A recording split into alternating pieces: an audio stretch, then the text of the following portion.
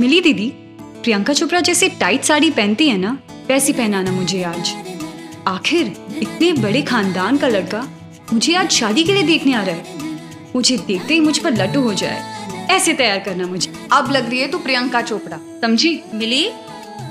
हाँ माँ। बेटा फटाफट पहना इसकी साड़ी, और हाँ जन का भी सब देख लेना।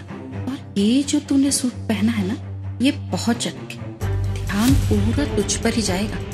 वो लड़के वाले आरती को देखने आ रहे हैं ना। मैं जानती हूँ कि आरती और तुझ में तू ही बड़ी है, और कायदे से तेरी शादी आरती से पहले होनी चाहिए।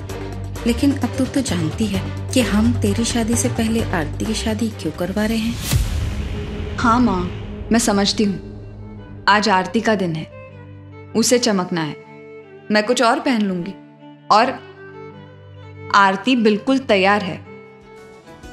आज आरती को देखने बहुत नामी और रईस खानदान के लोग आने वाले थे, लेकिन मिली को किसी के भी सामने आने की इजाजत नहीं थी।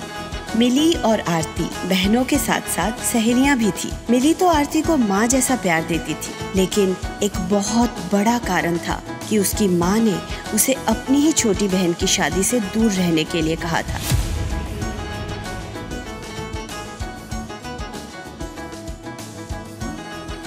कुछ देर बाद अतुल और आरती को बात करने के लिए दूसरे कमरे में भेजा गया। बेटा जाओ, थोड़ा टहलो जाओ। शादी के बाद हम सिंगापुर जाएंगे, मुझे डिजाइनर कपड़े खरीदने हैं। बहुत उचित बात है। बकिंगहम पैलेस देख सकते हैं। उधर मिली किचन में चुपचाप सबके लिए चाय नाश्ता बना रही थी। अच्छा पापा, भैया को बहुत टाइम हो गया, मैं देख कर आऊँ क्या? हाँ बेटा, देख कर जाओ।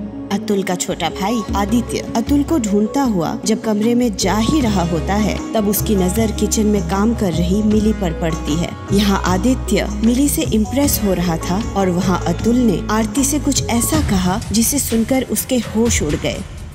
I'm sorry आरती जी, पर मैं शादी नहीं कर सकता। घरवाले अतुल से इसका कारण पूछते कि उससे पहले ही आदित्य ने घरवालों के सामने कुछ ऐसा बोला जिसकी किसी ने कल्पना भी नहीं की थी। आखिर आदित्य ने ऐसा क्या कहा घरवालों से? क्या अतुल ने आरती से शादी करने से मना कर दिया? और क्या कारण था कि मिली का सबके सामने आना मना था? यहाँ पे बस इतना ही। आगे की कहानी सुनने के लिए डाउनलोड कीजिए पॉकेट FM।